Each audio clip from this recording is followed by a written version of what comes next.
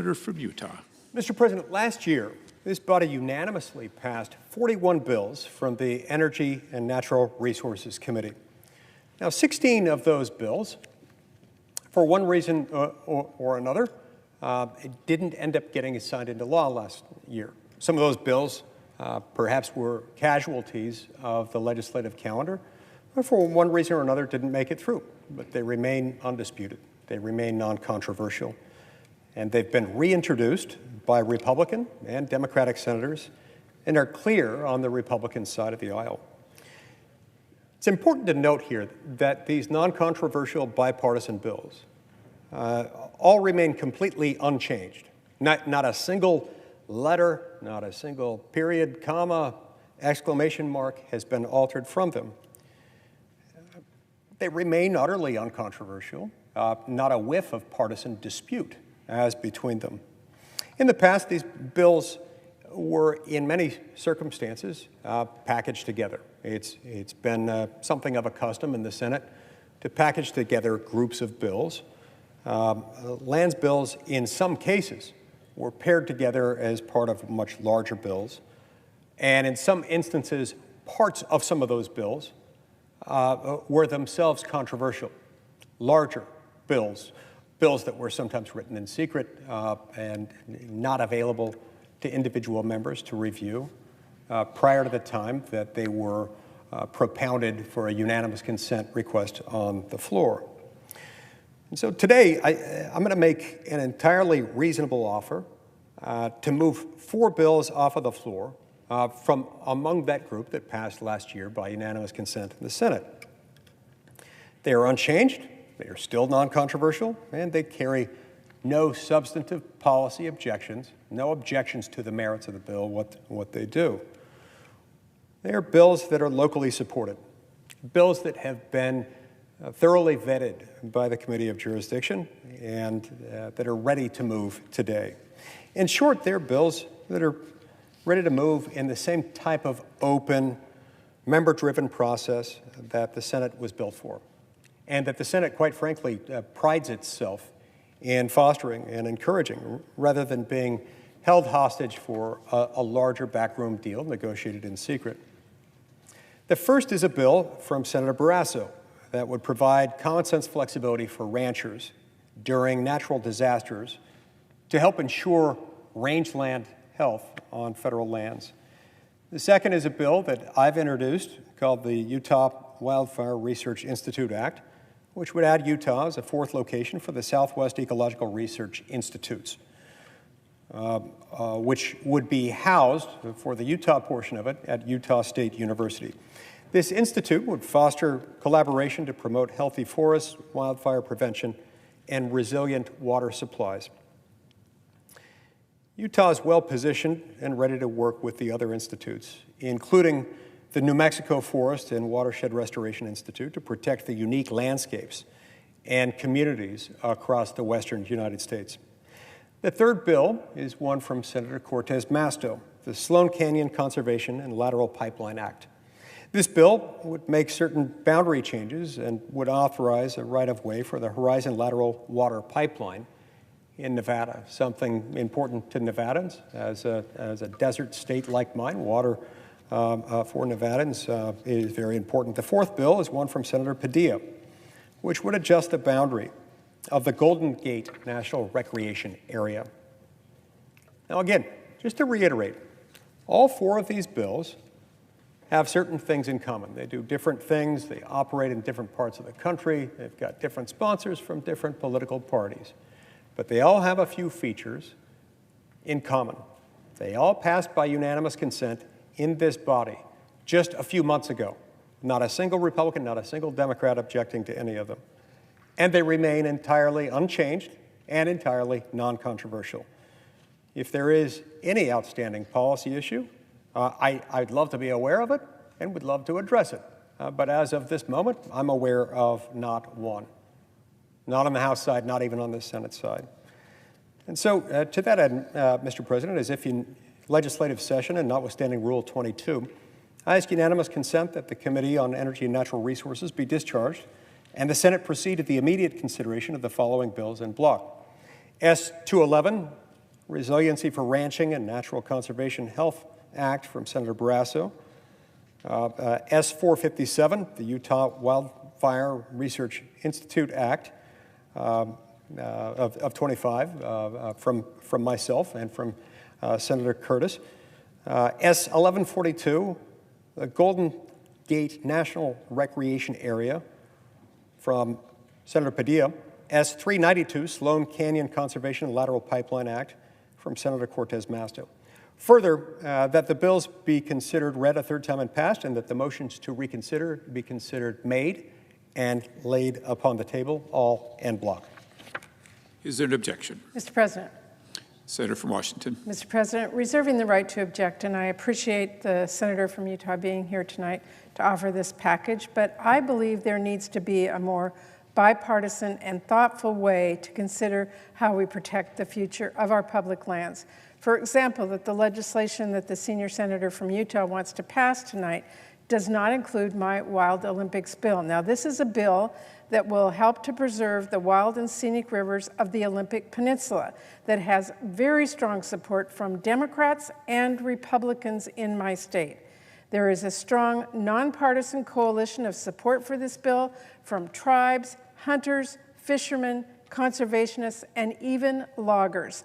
And that is because my bill supports the peninsula economy and ensures that continued access to our world-class outdoor recreation on the Olympic Peninsula, and it conserves critical habitat for salmon and water resources for our very rural communities.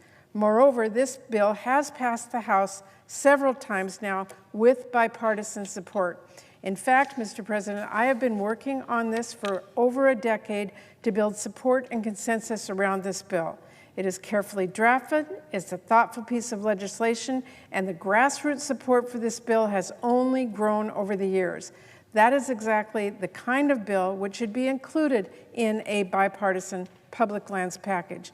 I would invite the senior senator of Utah to visit the land this bill covers to help protect our Olympic National Forest. I think you would find out why I am here tonight objecting to this, because it doesn't include it. I want the senator from Utah to know my door's always open. I hope that in the future we can work together in drafting a public lands bill that does include legislation like my Wild Olympics bill. And I know I'm not alone. Many of our colleagues have worked on important legislation for their respective states. So for now, I object, but I do so, Mr. President, with my hand outstretched, ready to work with the senator together on a public lands package that is comprehensive. Objection is heard. Mr. President. The senator from Utah. Mr. President, I appreciate the characteristically thoughtful and thorough remarks by my friend and colleague, the distinguished senator from Washington. I do want to be clear about a couple of things. Number one, this has been the product of a lot of effort on our part, good faith efforts that we've made to work with Ranking Member Heinrich and members of both political parties to move these bills to the floor and to get them passed over many months. Now, again, I want to reiterate, if there are substantive policy concerns with any of the bills in this package, understanding that these are only 4 bills. Those 4 bills don't comment on, they neither preclude nor prejudice in any way, shape, or form our ability to pass other bills. Anytime you're choosing a finite group of legislative proposals to be considered for adoption by unanimous consent or through any other expedited process, you are necessarily excluding others that are not on that list. And so it becomes incumbent upon those involved in the effort to decide which ones belong. So let's talk a little bit about how we go about that, about how we went about that here. With these bills, these are 4 of the bills that, again, passed the Senate unanimously just a few months ago, that remain unchanged in this Congress, that didn't draw a single no vote, a single objection from any Republican or from any Democrat. In that respect, they all have things in common, even though they operate in different states, have different sponsors from different political parties, and do different things.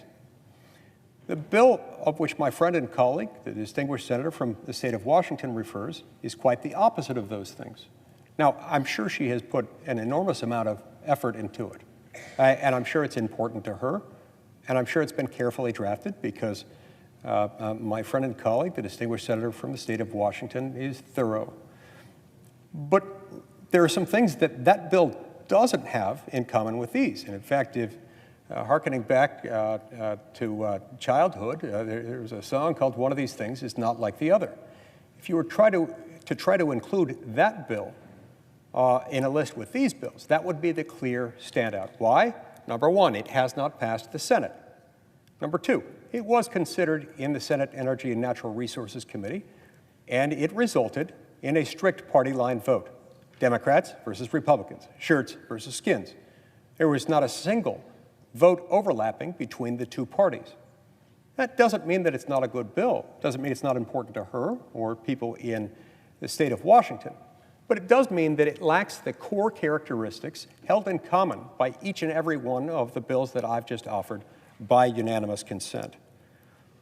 Now, if that is going to be the standard, that anytime there is any package of bills, a package consisting of two paired sets, Republican and Democratic legislation brought forward together, in this case, bills that drew not a single no vote, not a single objection from members of either party, and remain unchanged since that last happened. If anytime we try to offer those bills, it's appropriate to object in the absence of any substantive on the merits objection or concern with the legislation, it's going to be very difficult for us to get this done. Now, none of this means that we couldn't find a way to pair that with something that would make sense, coupled with any changes that members of both parties might insist on in order to make them comfortable with moving it forward. But it does mean that it would be incongruous, illogical, counterproductive, and destructive to the effort to pair that bill with this bill. That's a wilderness bill. By definition, by its very nature, it designates large tracts of wilderness and wild and scenic rivers. That's not something that is inherently repugnant to either party, but it does so in a way that ended up drawing objections and no votes from literally every Republican on the committee. That suggests to me that before it's ready to be included in a unanimous consent request, it might need some additional work. I'm confident that we can get it there. Most types of legislation can get to the point where objections can be addressed through some combination of modifications to the legislation itself and the legislation that it might be paired with in order to help offset those objections. But nonetheless, I'll keep working to pass bipartisan bills that have unanimous support. I hope and expect and respectfully request that my colleagues across the aisle would take into account these dissimilarities. And if they want to add others that meet similar characteristics, let's have that conversation. If they want to get to the point where we can pass Senator Murray's bill, I'm sure there is a way that that could be considered and we could possibly get there. But we can't assume that you can pair something that's that dissimilar, that is by its very nature, and according to the legislative record, it's the very definition of partisan, and not the kind of thing that one can expect.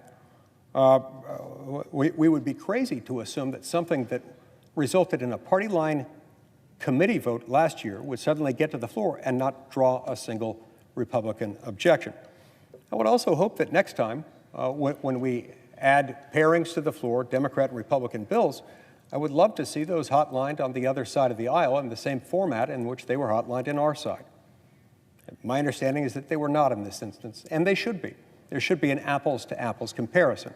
If they're given the opportunity, I can't imagine that many, if any, of my Democratic colleagues would object to any of these bills in isolation. And if they wouldn't object to them in isolation based on their substantive policy merits, and if they were given that in a hotline request, I think this would have turned out differently. Look, I do think it's important that we should pass bills expeditiously and in the light of day. These bills have gone through public examination in the light of day, and they have been found not wanting for bipartisanship. They have been found richly blessed with bipartisanship through a proven, undisputed track record. So, look, I think it's a big mistake to hold non-controversial bills put forward by senators in good faith, to hold those hostage in order to perpetuate a broken and sometimes corrupting process from a bygone era, one in which bills were prevented from passing, not because they were controversial, but because they were popular,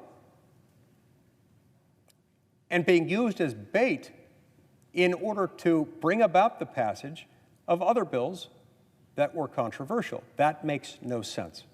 What makes the Senate work best are those moments when we can identify things as to which we do not disagree.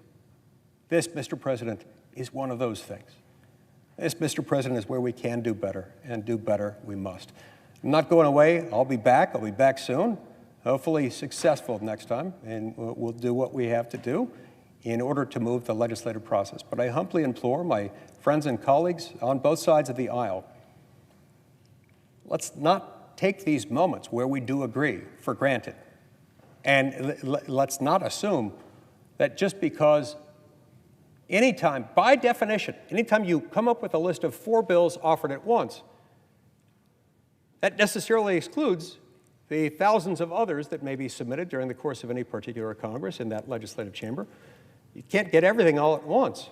Why not take the things that we know can pass and have passed in the past? Let's get that done.